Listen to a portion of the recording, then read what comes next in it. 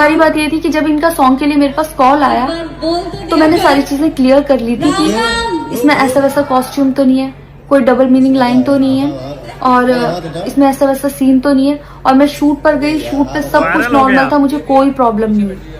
जब इन्होंने मुझे लखनऊ के इवेंट के लिए बोला तो मैंने हाँ बोल दिया, क्योंकि मुझे शूट पर भी कोई प्रॉब्लम नहीं हुई थी। और जब मैं लखनऊ में गई, मैं स्टेज पर थी, मैं पब्लिक से बात कर रही थी, पवन सिंह जी ने मुझे बोला कि इधर कुछ लगा हुआ है। उससे थोड़ी देर पहले ही मेरी ड्रेस वो न्यू थी, साड़ी में नीचे टैग लगा रह गया था। तो मेरे दिमाग में आया कि शायद ब्लाउज का भी टैग लटक रहा होगा। मैं हंसकर उस चीज को दबा रही थी कि अगर मेरा टैग लगा भी है तो वो चीज जिस टाइम मैं पब्लिक से माइक में बात कर रही हूँ उस टाइम ना बोल के साइड में भी बोली जा सकती है, इसलिए मैं उस चीज को उस टाइम पे दबा रही थी। मैंने हंस के टाला, अवॉइड किया और फिर दोबारा बात करने लगी। वो बोले नहीं कुछ लगा है, नहीं कुछ लगा है, तो मैंने कहा नहीं लगा। वो बोले लगा हुआ है। तो मुझे लगा कि शायद ये तो मेरे को लग रहा था कि कुछ लगा है इसलिए ये बोल रहे हैं, और पर फिर भी मैंने हंस के वहां पे टाला, पब्लिक से अपनी बात कंप्लीट की।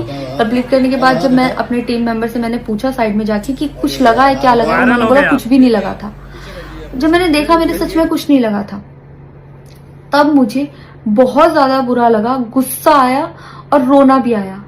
लेकिन मुझे ये नहीं समझ आया कि मैं अब क्या करूं यहाँ पर, क्योंकि जहां मैं गई थी लखनऊ में, पवन सिंह जी खुद भी वहीं के रहने वाले हैं, उसी जगह पर इवेंट था। जितना वो क्राउड था वो सारा उनका फैन बेस था।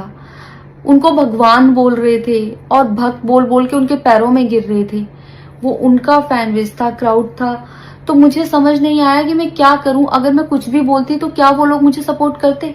मेरे साथ कुल 3-4 बंदे यहाँ से गए थे, तो वहां जितना क्राउड था क्या वो लोग मेरा साथ देता? मैंने सोचा मैं बैक स्टेज जाके बात करूंगी। इतनी देर में थोड़ी देर रील्स बन के अचानक से वो उतर के चले गए बीच में ही इवेंट के। थोड़ी देर मैंने रील बनाई, अनाउंस ये किया गया कि अभी इवेंट दोबारा स्टार्ट होगा। डिनर के लिए अनाउंस कर दिया गया, मैं भी उतर के चली गई और इवेंट वहां पे खत्म हो चुका था। अनाउंस किया गया था सिर्फ कि दोबारा होगा। नेक्स्ट डे जब मैं घर आई तो मैंने देखा ये बहुत बड़ा मैटर बन चुका था। मैंने उन लोगों से कांटेक्ट करने की कोशिश की, किसी ने मेरा फोन पिक नहीं किया, ना ही उन लोगों ने फोन करके मुझसे हालचाल पूछा कि परेशान हो या कुछ भी, नहीं, कोई हालचाल नहीं लिया। मैं पोस्ट करना चाहती थी, जो लोग लिख रहे थे कि मजे आए या हंस रही है, मैं रिप्लाई में पोस्ट करना चाहती थी। मेरे को किसी का कॉल आया था कि पवन सिंह की पीआर टीम बहुत स्ट्रांग है और कुछ भी ऐसा वैसा मत लिखना और ना पोस्ट करना, क्योंकि वो लोग अगर कुछ लिखेंगे ना बहुत कुछ उल्टा लिख देंगे तुम्हारे लिए और बहुत कुछ कहेंगे और बहुत बड़ा मैटर बन जाएगा। अभी जितना परेशान हो उससे ज्यादा परेशान हो जाओगी, तो छोड़ो। मैंने ये सोच के इस चीज को अवॉइड किया। मुझे लगा 1-2 दिन में मैटर थोड़ा ठंडा हो जाएगा, कोई बात नहीं। मैंने कहा पर्सनली कभी बात करूंगी इस बारे में इनसे। लेकिन बढ़ता जा रहा है, ऊपर से ना उनकी तरफ से कोई रिप्लाई मिला और मुझे नहीं पता कि ऐसे में मुझे क्या करना चाहिए था और क्या करना चाहिए। आप लोग मुझे बताओ, मुझे ऐसे में क्या करना चाहिए। मैं बिल्कुल भी सपोर्ट नहीं करती कि हाँ ये चीज नॉर्मल है या इसको नॉर्मल समझूं। किसी भी लड़की को उसके बिना परमिशन के टच करना ही पहली बात बहुत गलत है, और फिर इस तरीके से टच करना तो हद से ज्यादा गलत है। यही सेम चीज अगर हरियाणा में हुई होती ना तो मुझे जवाब देने की जरूरत नहीं पड़ती, यहाँ की पब्लिक अपने आप जवाब दे देती, यहाँ की ऑडियंस फुल सपोर्ट करती और जवाब देती। लेकिन मैं उनकी जगह पर थी, वो यहाँ पे नहीं थे। इससे मुझे ये लेसन मिला है कि मैं भोजपुरी इंडस्ट्री में अब काम नहीं करूंगी।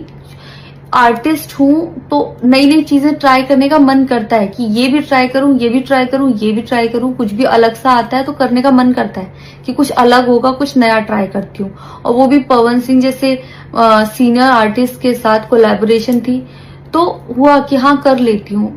होता है, अगर वो भी नहीं होते तब भी अगर कोई मेरे पास मराठी का भी प्रोजेक्ट आता तो मैं सोचती कि हाँ कुछ चेंज होगा, कुछ नया सीखने को मिलेगा, ट्राई करती हूँ।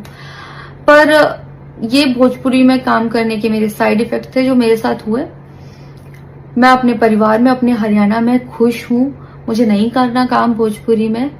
पर आप लोग मुझे जरूर बताना कि इस सिचुएशन में अगर आप होते और आप वहां पर होते तो आप उस टाइम पर क्या करते और मेरी गलती कहाँ है। जय श्री राम।